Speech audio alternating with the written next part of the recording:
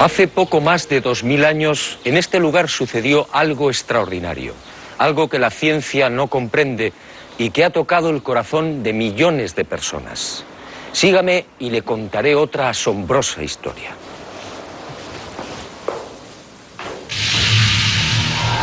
Todo empezó con el ajusticiamiento de un hombre. Fue brutalmente torturado. Fue azotado. Cargó un pesado madero hasta el lugar de ejecución. Fue clavado por las muñecas y pies y murió en la cruz. Y fue sepultado.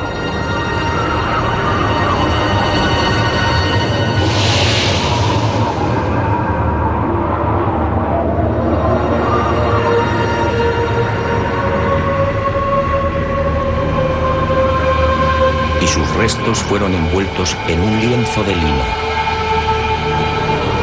Y al poco de morir, algo singular y extraordinario acaeció en el interior de la sepultura.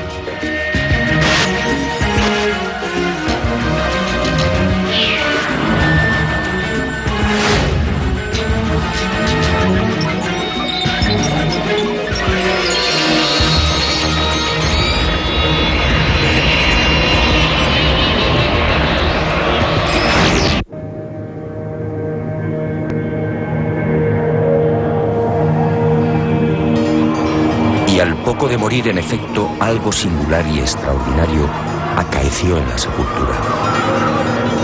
En aquel lienzo, nadie sabe cómo, quedó dibujada la imagen de un hombre muerto. Esa espectacular imagen recibe hoy el nombre de síndone o sábana santa. Sin duda, uno de los grandes misterios a los que se enfrenta la ciencia.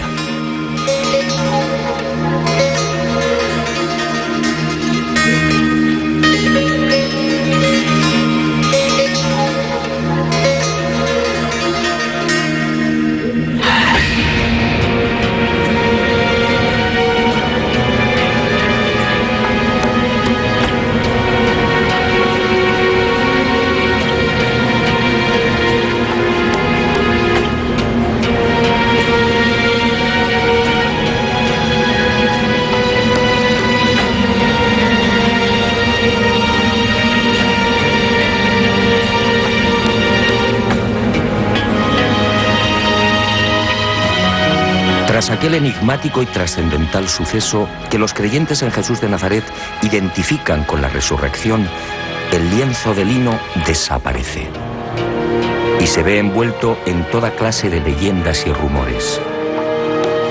Eusebio de Cesarea, por ejemplo, insinúa que la sábana fue sacada de Jerusalén antes del asedio por las legiones romanas de Tito.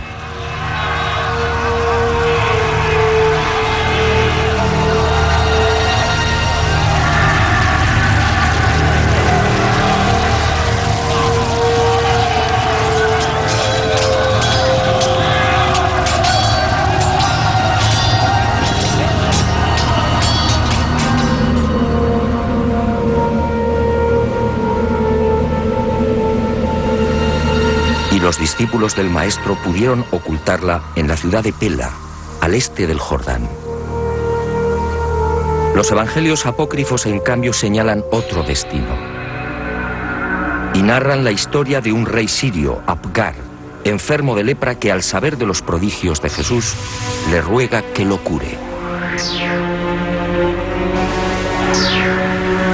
En una más que supuesta carta, Jesús responde anunciándole que una vez cumplida su misión enviará a Edesa, la actual ciudad turca de Urfa, a uno de sus discípulos para sanarle. Y la tradición asegura que Abgar, al envolverse en la sábana santa, quedó curado.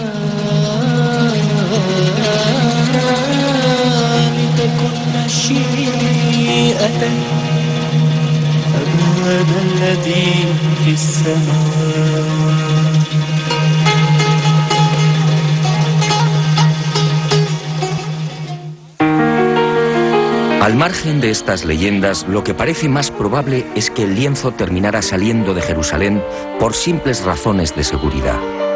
Como es sabido, la ley mosaica prohíbe el contacto con cadáveres o con restos funerarios. Este era el caso de la sábana santa. En opinión de muchos exégetas, los discípulos de Jesús, al hacerse con el lienzo mortuorio, se vieron en la necesidad de trasladarlo lejos de Israel, ocultándolo en alguna de las nacientes comunidades cristianas de Asia Menor. Y Edesa fue el lugar elegido, quién sabe si por la protección del mítico rey Abgar.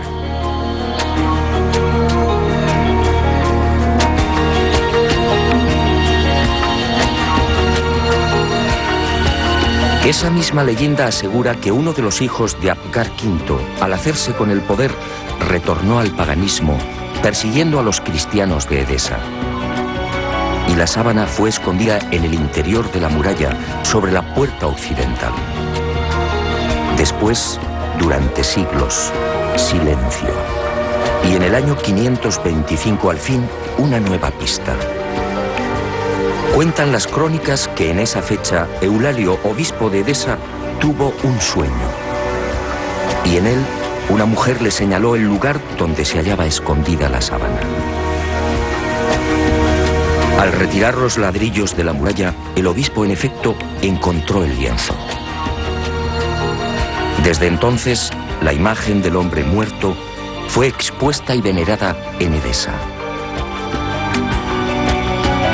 Y no se sabe exactamente por qué, pero solo fue mostrada la cabeza.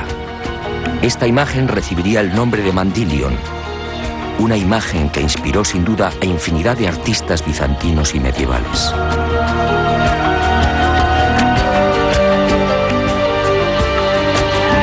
Y durante 400 años el lienzo permaneció en Edesa, pero su fama llegó hasta los confines de la cristiandad. Y en el año 944 el supersticioso emperador de Bizancio, Romano Lecapeno, tomó la decisión de apoderarse del Mandilion. Suponía que así, con la sábana en su poder, obtendría la protección divina. Y un poderoso ejército rodeó Edesa. La sagrada reliquia una vez más sería causa de muerte y sufrimiento.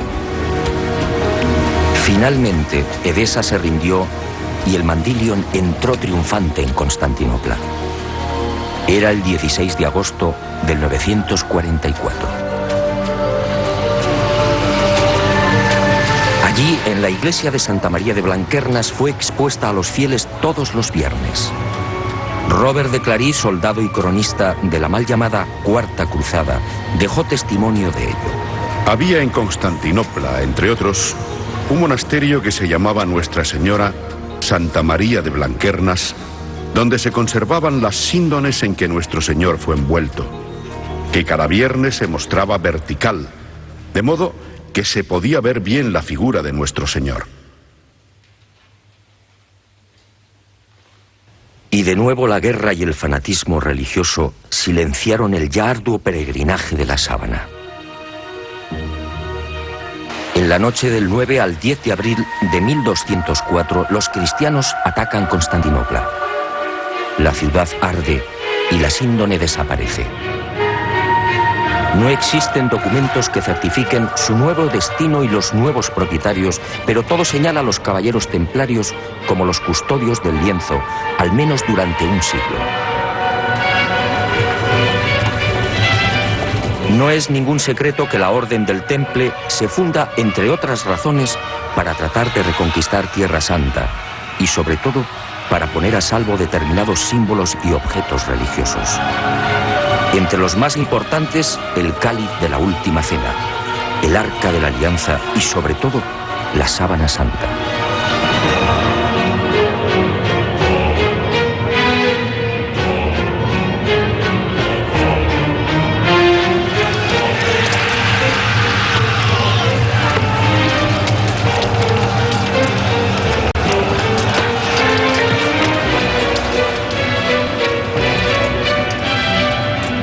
Los caballeros templarios disponían de una información privilegiada y a lo largo de la conquista de los santos lugares peinaron Jerusalén y los subterráneos de la ciudad santa.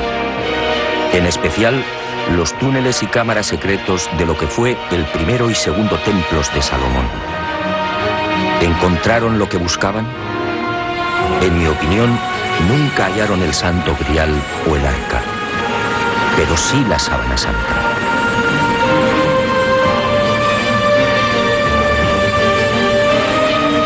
Se sabe que las múltiples reliquias reunidas por los templarios permanecen en la fortaleza de San Juan de Acre, en la costa norte del actual Israel, hasta 1291.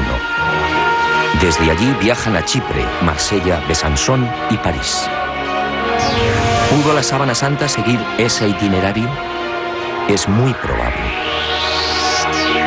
Uno de los indicios que apunta a los templarios como los secretos propietarios de la síndone durante 145 años es la acusación por parte de la Santa Sede de venerar a un extraño rostro al que llamaban Baphomet, un rostro sospechosamente parecido al de la Sábana Santa.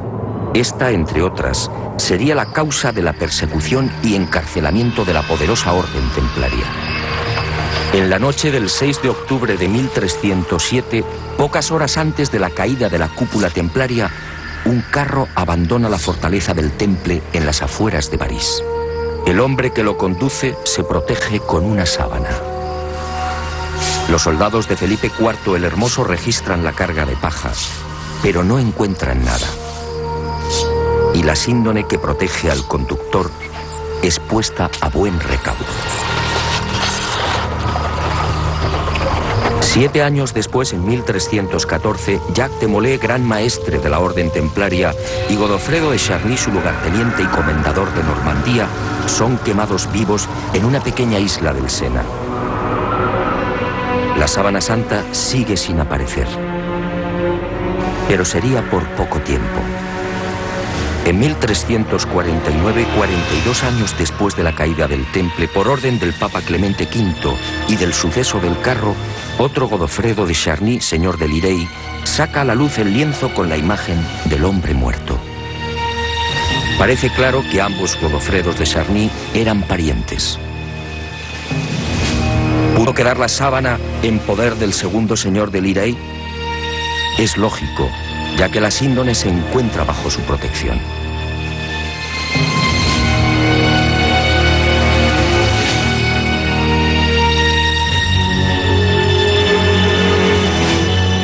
Y el sagrado lienzo es expuesto de nuevo a la veneración pública.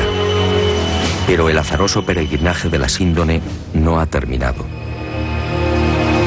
Unos 60 años más tarde, en 1415, Margarita de Charny, nieta de Godofredo y casada con el señor de San Hippolyte-sur-le-Duc, retira la sábana de la colegiata de Lirey. Tiene miedo a los pillajes que ha generado la Guerra de los 100 años.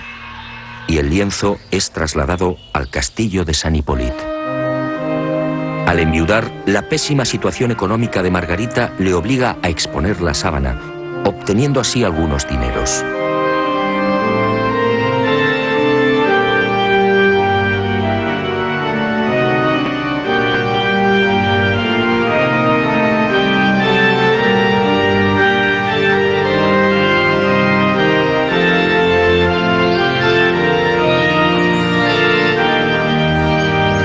Las penurias económicas de Margarita de Charny se agudizan y finalmente se ve obligada a ceder el lienzo a la Casa de Saboya. El 22 de marzo de 1453 se firma en Ginebra el contrato de cesión. A partir de ese momento y hasta 1983, la síndone sería propiedad de los Saboya. El 18 de marzo de ese año, los herederos de Humberto II de Saboya, ex rey de Italia, entregarían la sábana santa al Vaticano. Y el lienzo, como si de una maldición se tratase, continuó peregrinando de castillo en castillo. Por fin, en 1502, reposaría temporalmente en Chamberí. Fue en esta capilla en la noche del 3 al 4 de diciembre de 1532 donde la sábana santa estuvo a punto de ser destruida. Se declara un pavoroso incendio provocado al parecer por los calvinistas y la urna de plata que contiene la reliquia, regalo de Margarita de Austria en 1509, es retirada en el último momento. El fuego alcanza a la urna y varias gotas de plata fundida queman y traspasan los 48 pliegues en que se hallaba doblado el lienzo. También el agua empleada para sofocar el incendio impregna parte de la sábana, formando rombos que se repiten simétricamente a lo largo de la imagen.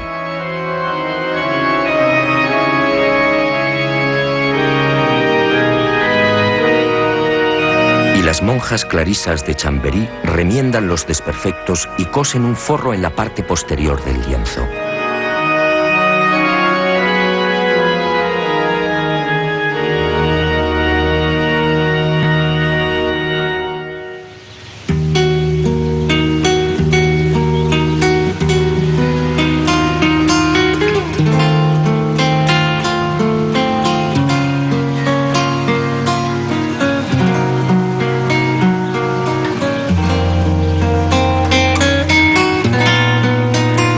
La sábana santa se salva milagrosamente y la imagen vuelve a ser expuesta, ahora mágicamente centrada entre las líneas paralelas que dejó el fuego.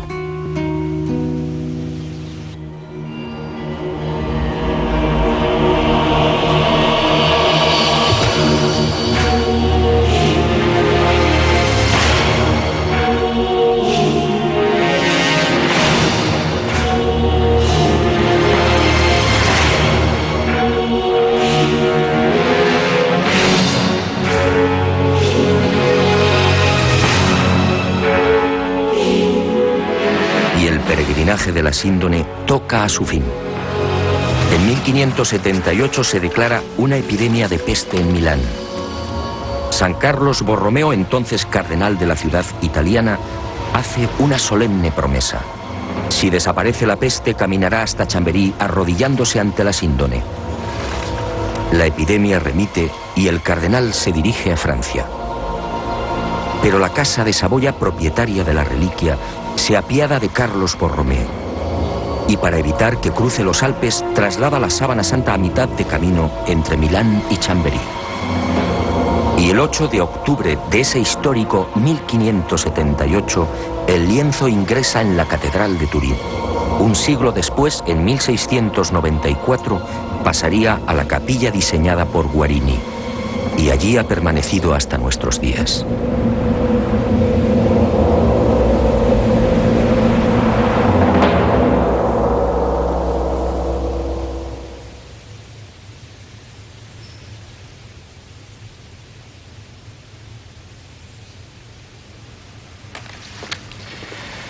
Evidentemente, a la vista de estos testimonios históricos, nadie debería dudar de la autenticidad de la sábana santa.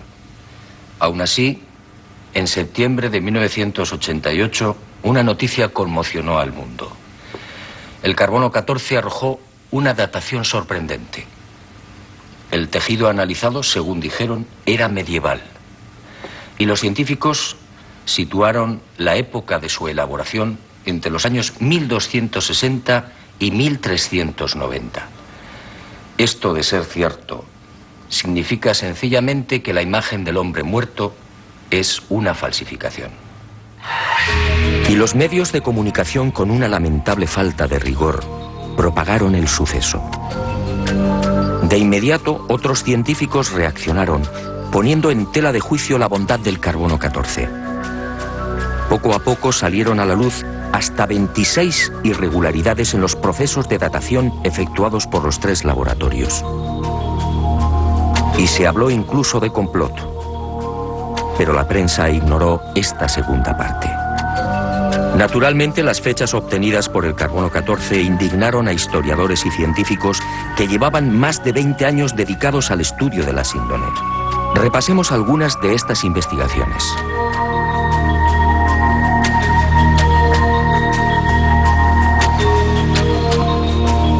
El fotógrafo turinés Secondo Pia recibe el encargo de la Casa de Saboya de tomar varias imágenes de la Sábana Santa. Son las primeras fotos de la síndone.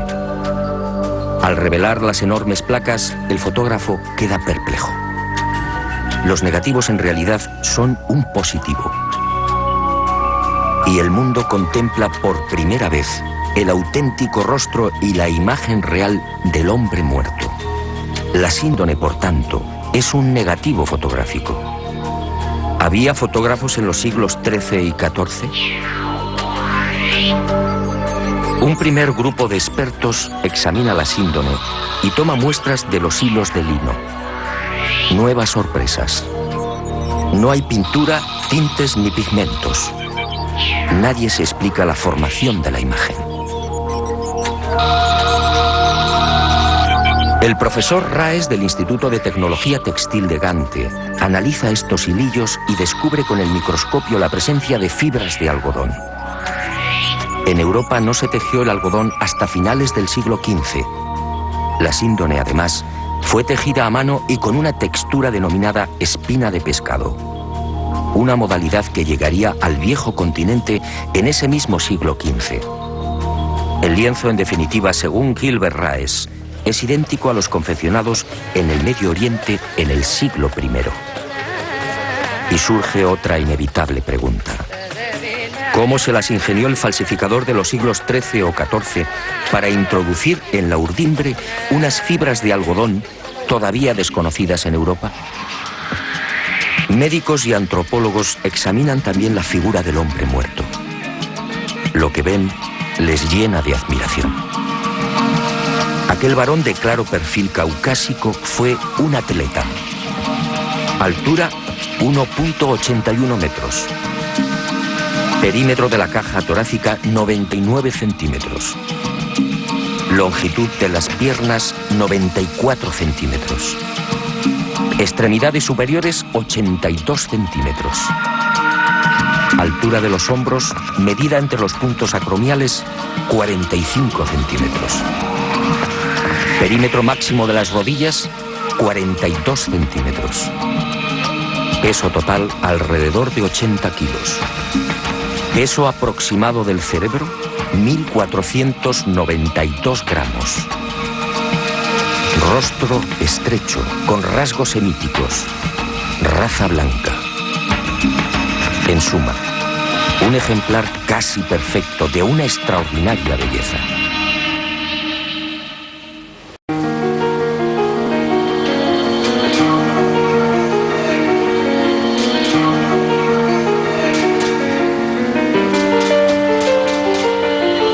Los científicos tratan de imitar la imagen de la Sábana Santa y utilizan toda clase de procedimientos.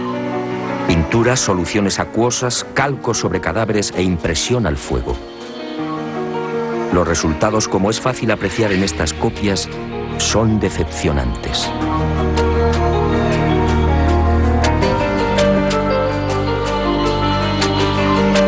Ninguna de las imágenes obtenidas presenta la belleza, serenidad y perfección del hombre muerto. La duda sigue en el aire. ¿Cómo se las ingenió el supuesto falsificador para plasmar una figura tan precisa y delicada? Pero sigamos. Las sorpresas de los científicos apenas habían comenzado. En la noche del 23 de noviembre de 1973, Max Frey, palinólogo y experto en criminalística, tiene acceso a la Sábana Santa. Toma muestras del polvo adherido al lino y las analiza al microscopio electrónico.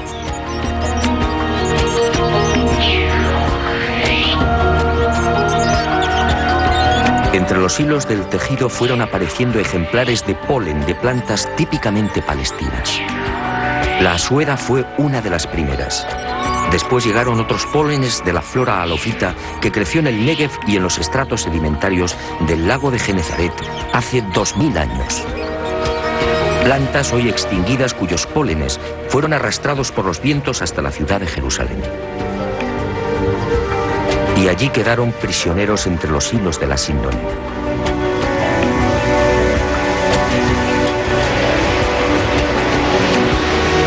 Después descubrió el polen del Linum mucronatum, una planta exclusiva de Turquía, otros 9 pólenes de la región de Anatolia y 12 especies que crecen en Francia e Italia.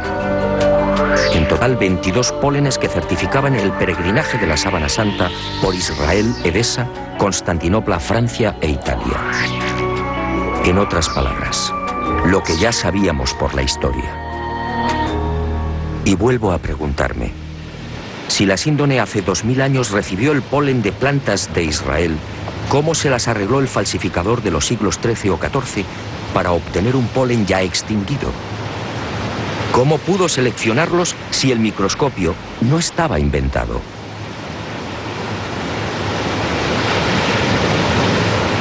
Los descubrimientos de Max Frey, en efecto, hablan por sí mismos. La presencia del polen debería de haber sido más que suficiente para silenciar a cuantos negaban la autenticidad de la síndone. Pero el carbono 14 siguió eclipsando estos aplastantes hallazgos científicos. Tampoco era de extrañar al tratarse de la supuesta imagen de un dios. Si la síndone hubiera contenido la figura de Napoleón o de Ramsés II, el enigma se habría zanjado rápidamente. También en 1973 se llegaron a otras no menos interesantes conclusiones. En la Sábana Santa no hay un solo indicio de putrefacción. ¿Cómo era posible? Si la imagen era el resultado de la aplicación a la tela de moléculas orgánicas, bien de origen natural o artificial, ¿cómo explicar que el intenso calor generado por el incendio de Chambéry no hubiera modificado su color? Incluso las zonas que estuvieron en contacto con las gotas de plata fundida conservan la misma tonalidad y densidad que el resto. De haber sido una falsificación, esas regiones aparecerían claramente alteradas y descoloridas. Y la ciencia prosiguió su espectacular avance. En octubre de 1978, un nutrido grupo de científicos tuvo acceso a la síndone. Era el proyecto STUR, la mayor parte perteneciente a la NASA.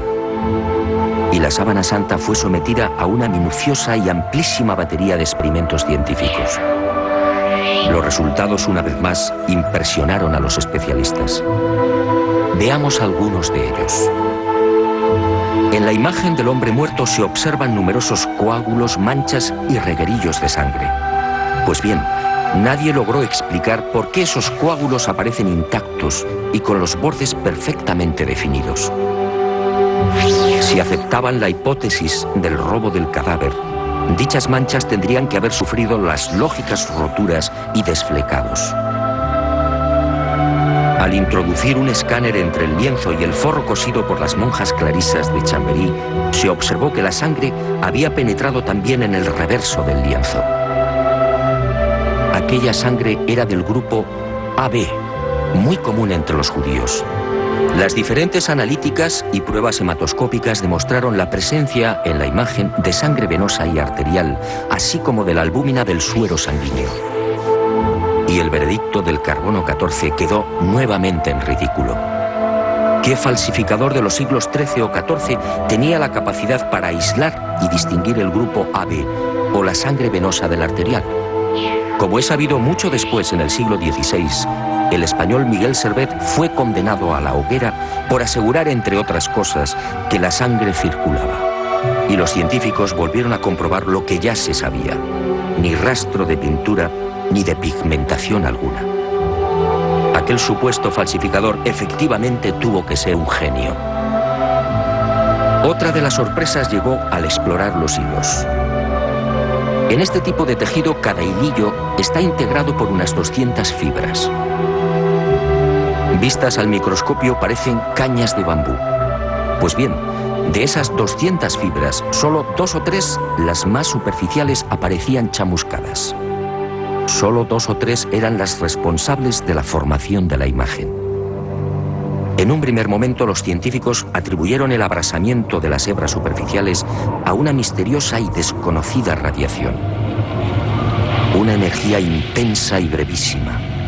Solo así podía explicarse una imagen tan superficial. Después, al examinar las fibras con el microscopio de contraste de fases, se percataron de algo mucho más sutil. Las hebras en realidad no estaban quemadas. Las fibras habían sido deshidratadas, es decir, envejecidas y oxidadas en centésimas de segundo. En suma, se habían vuelto amarillas exactamente igual que amarillea el lino con el paso del tiempo. El resto de las fibras, sin embargo, conservaba la frescura y el color más claro, propios de un lino no envejecido artificialmente. Lo que los ojos aprecian en la síndone, por tanto, no es otra cosa que un cambio de tonalidad en las referidas fibras superficiales. Increíble, sí. La imagen del hombre muerto, según los científicos, tiene su origen en un singular mecanismo de envejecimiento. Dos de los científicos del proyecto STURB, los entonces capitanes de las Fuerzas Aéreas norteamericanas, Jackson y Jumper, serían los descubridores de otra de las singularidades de la imagen de la Sábana Santa de Turín. Al detectar aquella anomalía, sus esquemas mentales se vinieron abajo definitivamente. Trabajando con las computadoras, se percataron de algo aparentemente imposible. La imagen era tridimensional. Al contrario de lo que sucede con una fotografía normal y corriente, la imagen del hombre muerto conservaba una información subterránea, solo detectable con los ordenadores. Aquella no era una imagen plana. La intensidad luminosa de cada punto era distinta y dependía de la distancia del cuerpo al lienzo. El hallazgo fue tan asombroso que los capitanes repitieron el experimento una y otra vez, utilizando incluso voluntarios envueltos en sábanas. El microdensímetro escandidor y el VP8, la computadora utilizada para la recepción y recomposición de los millones de dígitos, arrojaron siempre el mismo resultado. Las zonas del lienzo que tocaban el cadáver, la nariz por ejemplo, disfrutaban de una luminosidad superior a las que se hallaban más alejadas del cuerpo. Nuevo mazazo al carbono 14. Que se sepa, solo en el siglo XX y con dificultades fue posible la maravilla de la tridimensionalidad. En el transcurso de estos experimentos, Jackson y Jumper fueron a descubrir a la siguiente deducción. Durante el proceso de formación de la imagen, el cadáver tuvo que permanecer inmóvil e ingrávido, es decir, en el aire. Y a Jackson y Jumper les corresponde también el descubrimiento de la primera pista de un hallazgo que me atrevo a calificar de definitivo y que fija la fecha de la aparición de la imagen. Ocurrió mientras trabajaban con la tridimensionalidad. De pronto, sobre los ojos descubrieron 2 círculos. ¿Se trataba de monedas? Esa justamente era la costumbre judía en los enterramientos próximos al sábado. Los párpados del difunto eran cerrados y sobre ellos se depositaban sendas monedas. Al poco, el padre Filas, jesuita norteamericano, redondeó el descubrimiento. Sus pesquisas entre los más destacados numismáticos dieron fruto. Las letras que se leen en uno de los círculos, Ukai, eran idénticas a las que presentan los leptones, unas pequeñas monedas de bronce de 2 gramos de peso y 15 milímetros de diámetro. Unas monedas acuñadas por Poncio en la provincia romana de la Judea entre los años 29 al 32. Ukai era parte de la leyenda Tiberiu Caesaris, es decir, de Tiberio César, el emperador que gobernaba en el año 30, fecha de la muerte de Jesús de Nazaret.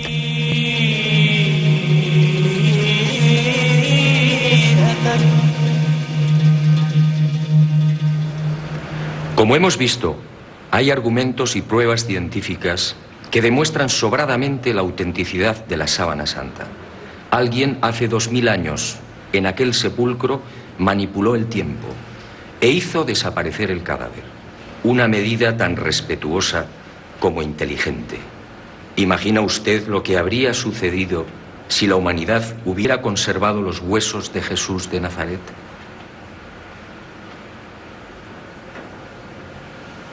Y esa fuerza desconocida y poderosa que aceleró la descomposición del cadáver, envejeciendo la sábana, nos regaló también una fotografía única en la historia.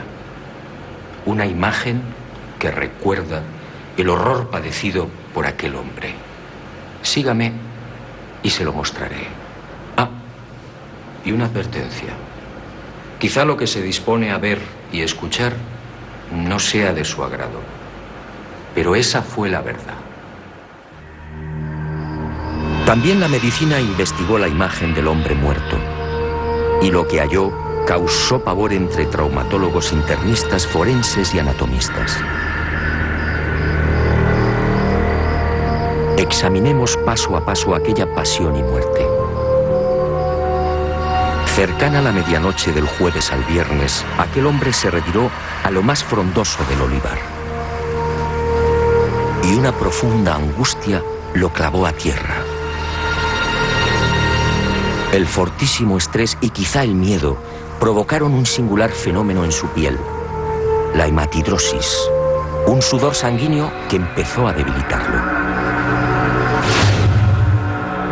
Las manchas de sangre, en efecto, cubren toda la imagen.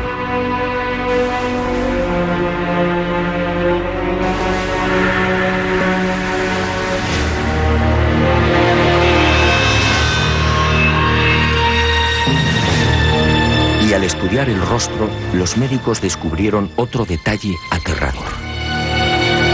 Durante el interrogatorio en la casa de Anás, Jesús no recibió una bofetada como reza la tradición, sino un violento bastonazo propinado por uno de los esbirros del ex sumo sacerdote. El palo, de unos 5 centímetros de diámetro, hundió la nariz y provocó un gran hematoma en el pómulo derecho. Así quedó reflejado en la síndone.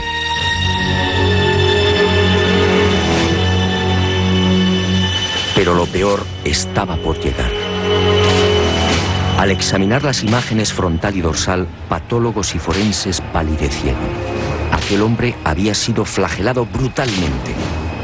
Algunos expertos han contado 120 golpes. Otros creen que recibió alrededor de 200. Golpes secos, potentísimos, que afectaron incluso a los testículos y al coxis.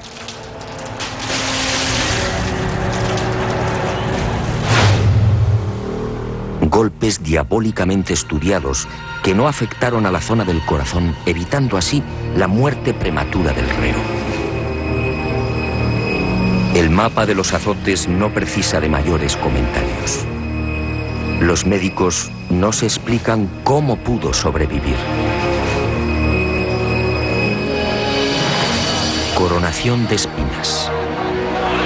La soldadesca romana de la fortaleza Antonia fabricó un casco con la Potherium spinosum, una zarza muy abundante en Palestina. Un matorral armado de púas rectas y en forma de pico de loro, de hasta 6 centímetros de longitud. Y el yelmo fue encajado sin piedad en la cabeza del hombre, afectando a nuca, cuero cabelludo y frente.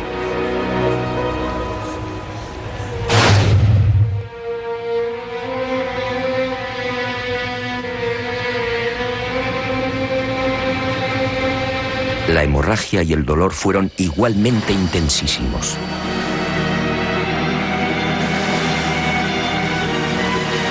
Minutos después, maltrecho, debilitado y febril, el reo se vería obligado a cargar sobre los hombros el madero transversal de la cruz, el patibulum, un tronco áspero y agresivo de unos 35 o 40 kilos de peso.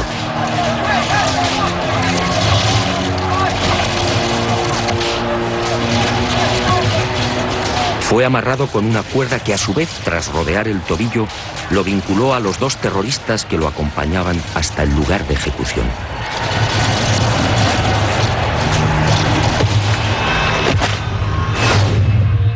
Y en esos 500 o 600 metros, la tortura de las caídas, los violentos impactos del rostro contra las piedras, las rodillas destrozadas, los dientes quebrados y los mechones de barba arrancados por los soldados al intentar levantarlo.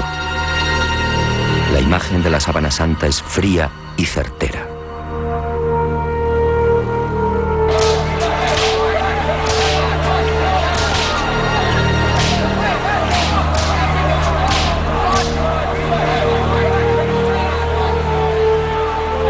Sí, algo falló.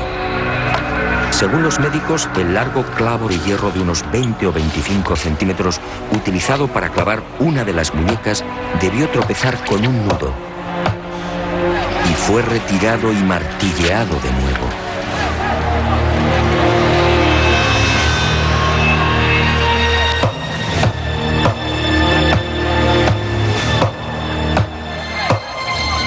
El hombre de la sábana fue atravesado no por las palmas de las manos, sino por las muñecas, bien por el llamado punto de Destot o por la articulación radiocubital inferior. Los clavos rozaron el nervio mediano y provocaron la contracción de los dedos pulgares. Por eso no aparecen en la síndone.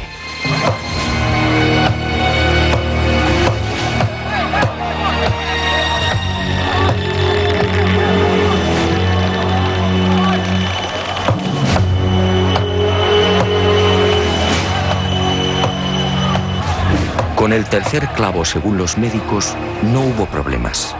Entró limpiamente cosiendo ambos pies al madero vertical. Y la pierna izquierda permaneció flexionada. Así aparece en la imagen de la síndone como consecuencia del rigor mortis. El final se acerca y el suplicio va alcanzando unos límites difíciles de imaginar. El reo necesita respirar. Para ello solo dispone de un sistema: apoyarse en el clavo de los pies y alzarse a pulso milímetro a milímetro, con la ayuda de los clavos que perforan las muñecas. El corazón bombea desesperadamente, alcanzando hasta 180 pulsaciones por minuto. A los 10 o 12 minutos, pérdida de conocimiento. Pero el hombre se recupera. Nueva lucha para obtener un poco de oxígeno. La tetanización gana la batalla. Las piernas quedan inutilizadas. Ahora solo puede alzarse con el auxilio de las muñecas y músculos de los hombros. El cataclismo es generalizado. Finalmente el corazón se rompe. La agonía se ha prolongado durante hora y media.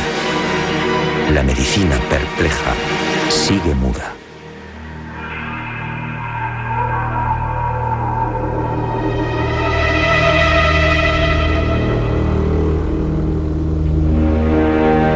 Pero el espanto y la humillación no han concluido.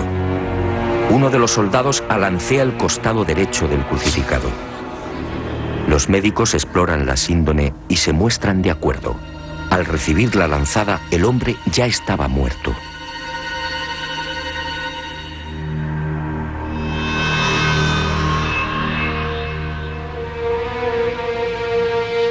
La lanza resbaló por encima de la sexta costilla, atravesó pulmón y corazón y abrió la aurícula derecha. Y manó sangre y agua. Sangre de la vena cava superior. Agua o líquido seroso del pulmón. Después, en el descendimiento o en el traslado al sepulcro por efecto de la gravedad, la vena cava inferior se vació igualmente. Y ese reguero aparece también en la cintura del hombre muerto.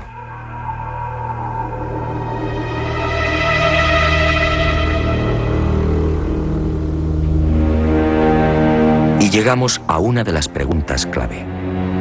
¿Quién era este hombre? ¿Se trataba de Jesús de Nazaret? Los especialistas en cálculo de probabilidad matemática han sido rotundos. Según Paul de Gail, ingeniero y jesuita francés, la posibilidad de que no fuera Jesús es de 1 contra 225.000 millones. En palabras del médico italiano Tino Zeuli, esta probabilidad es la misma que tiene una piedra de convertirse en pájaro y salir volando.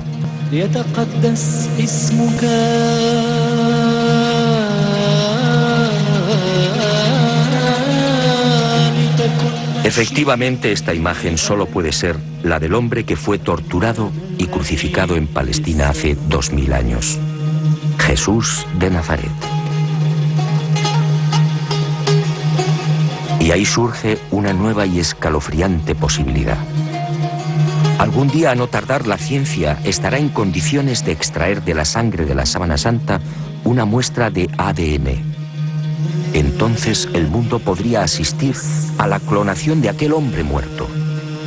La clonación de Jesús de Nazaret. Decenas o cientos de cuerpos físicamente idénticos al del Maestro.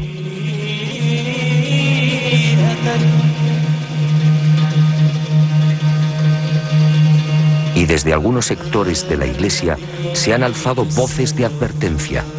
Atención, mañana el mundo podría comerciar con el cuerpo del Galileo. ¿Será esa la razón por la que algunos tratan de destruir la Sábana Santa o de reducirla a una falsificación de la Edad Media?